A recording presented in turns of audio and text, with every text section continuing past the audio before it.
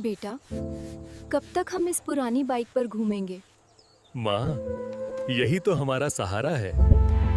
तू इतना ताकतवर है, एक बड़ी गाड़ी क्यों नहीं ले लेता? माँ, हमारे पास इतने पैसे नहीं हैं। एक दिन ये मेरी होगी।